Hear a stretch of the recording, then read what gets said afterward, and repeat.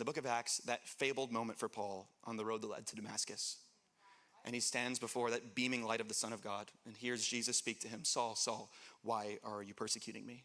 And from that pivotal moment onward, Paul has no choice but to turn his back on everything that he had given himself to up to that time. Everything he would dream of. His whole future is shattered in a moment. And we find when you read the book of Acts chapter 9, this trade-off was tremendously quick. Paul converts, the scales fall off his eyes. He was blind, that's the whole thing that happens. He starts to see again. And he starts preaching in Damascus. And then really quickly they're like, oh no, we hate this guy. We're gonna kill this guy. So fast. Like so fast they turn on him to the point where he's being lowered in a basket through a wall to disappear into the wilderness right away. Imagine, you're like, I'm called by God to preach the gospel. Day 3, they're hunting you down. Whoa, I'm new to this. I just got here. Like, I was killing you guys 3 days ago. This is happening really fast. That's how quick the trade-off was for Paul. There was no looking back for him. And by the end of Paul's ministry, we find him headed to Jerusalem, knowing that he was going to be arrested and imprisoned in Rome and eventually martyred. Knowing this, it was prophesied to him and he was sure of it. And he's like, no, I'm set my heart. I'm going to Jerusalem. And when he arrives in Jerusalem, his own people, the very crowds and masses of people who would have otherwise celebrated and welcomed and adored and sung the praises of Paul, those same people conspire against him to arrest him and to murder him. And so I want you to listen to the ways that Paul described what being in ministry, what being an apostle meant for him. 1 Corinthians chapter 4, verses 9 through 13. For I think God has displayed us, the apostles, in the last place, like men condemned to die.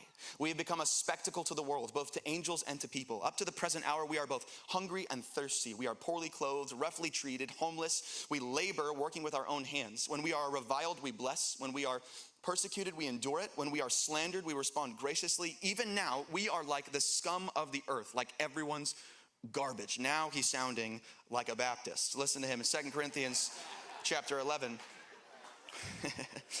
5 times, he says in 2 Corinthians 11, 5 times I received the 40 lashes minus 1 from the Jews. 3 times I was beaten with rods. Once I received a stoning. 3 times I was shipwrecked. I've spent a night and a day in the open sea on frequent journeys. I faced dangers from rivers, dangers from robbers, dangers from my own people, dangers from Gentiles, dangers in the city, dangers in the wilderness, dangers at sea, and dangers among false brothers, toil and hardship, many sleepless nights, hunger and thirst, often without food, cold and without clothing, not to mention other things. There is the daily pressure on me, my concern for all the churches. And then, of course, the Apostle Paul is imprisoned and taken to Rome, and he writes to his spiritual son in 2 Timothy chapter 4, verse 16, and at my first offense, when he stood before a Roman tribunal, no one stood by me, but everyone deserted me. We're talking about the most influential thinker in the whole history of our faith. Listen to the kind of life that he lived. That's not the life that any of us wants to live. I want to preach the gospel. I don't want that.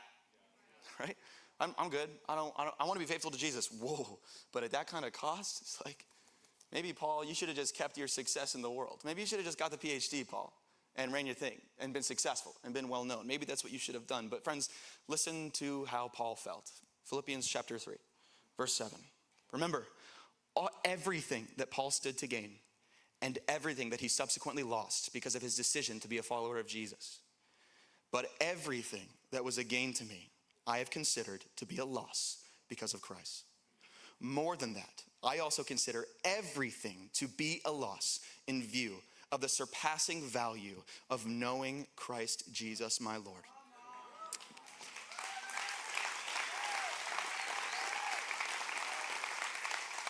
Because of him, I have suffered the loss of all things, and I consider them as dung, so that I may gain Christ. In other words, Paul writes to the Philippians from an imprisonment. It's the most strikingly happy book in the New Testament. He talks about gladness and joy over and over and over. He's just like spamming those vocab words through this book, even though he's in the midst of tremendous suffering. But his point to the Philippians is, listen, everything I have lost, I am happy to have parted with, and I don't want it back. My cultural identity, robbed of me. My academic success, robbed of me.